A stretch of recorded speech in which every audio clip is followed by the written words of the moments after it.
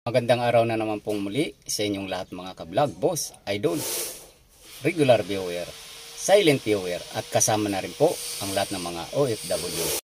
Ang gagawin ko naman po ngayon ay maglulubricate po ako ng ignition key ng forward. So itong ignition key po na to, itong ignition switch na to ay medyo ramdam ko pa sticky siya. Yan.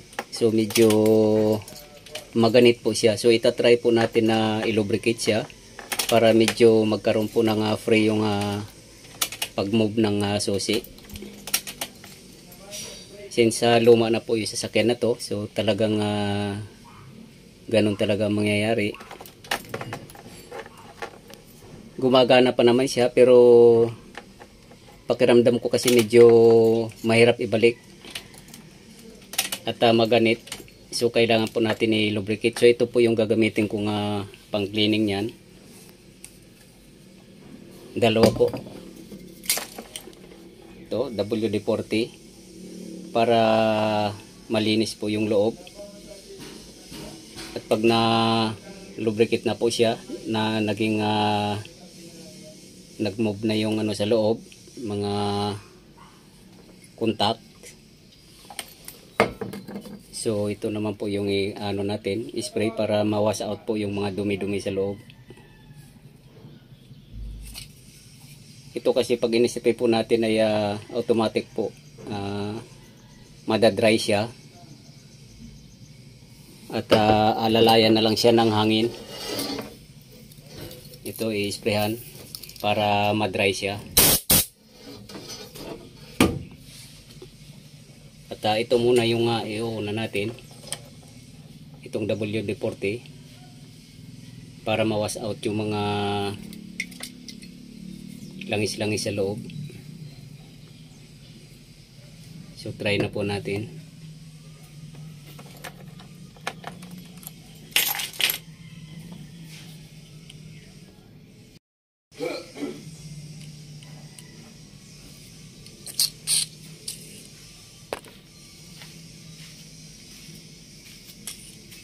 Okay na?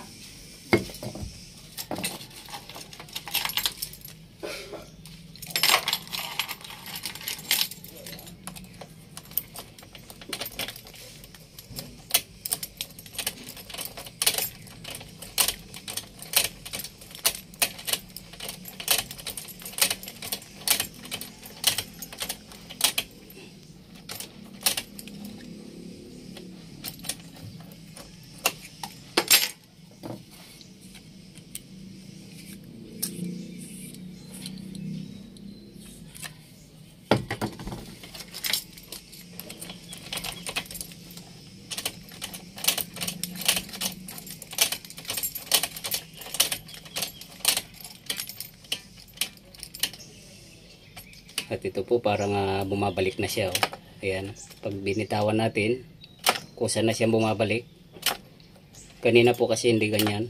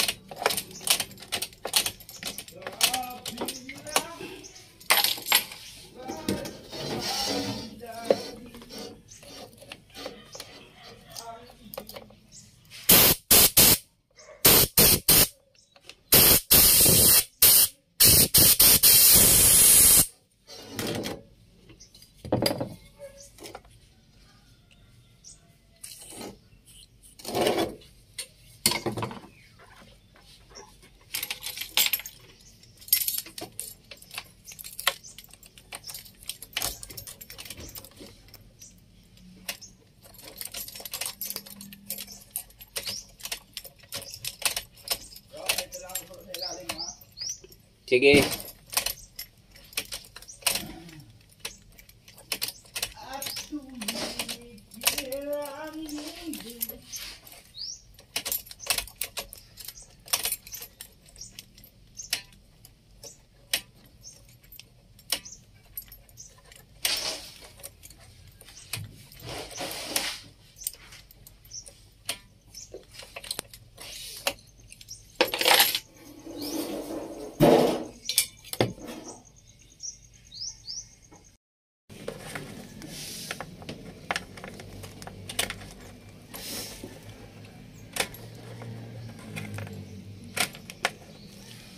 So ayan na po, kung napapansin nyo po ay ang lakas na po ng pitik ng balik ng susi.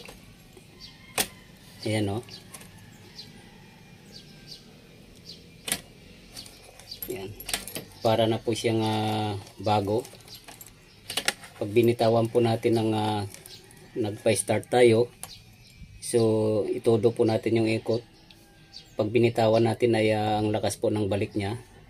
Ayan o.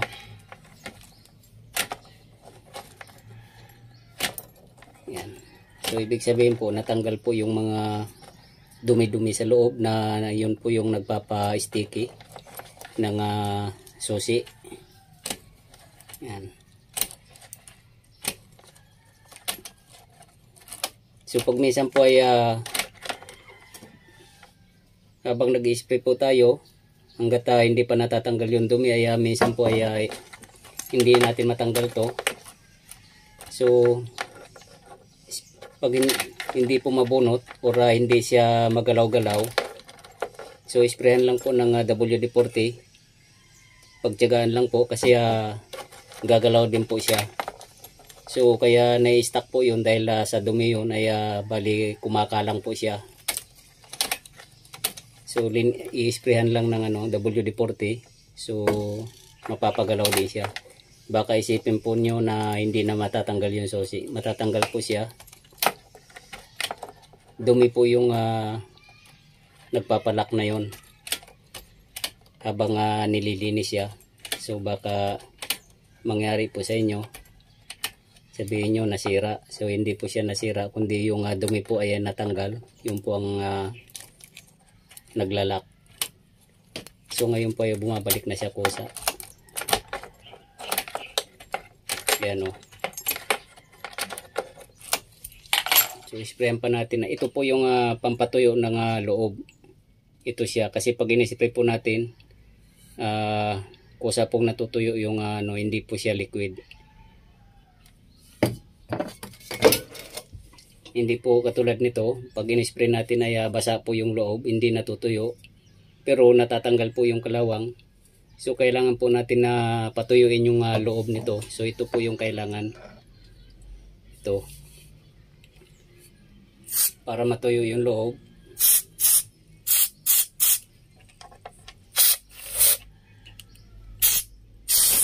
Yan.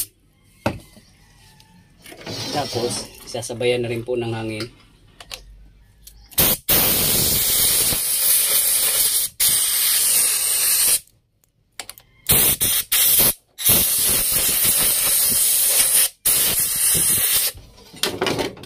Yan.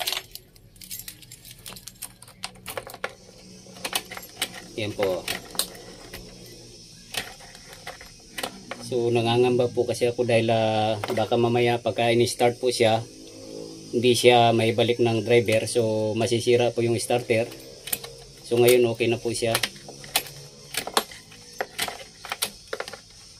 Actually po magre-repair po ako ng wiring dito, kaya inuna ko pong inayos to. Yan, so okay na po siya. So hanggang dito na lang po muna ang video kong ito. Please like, subscribe na lang po, and hit notification bell para sa susunod na mga video. God bless all po.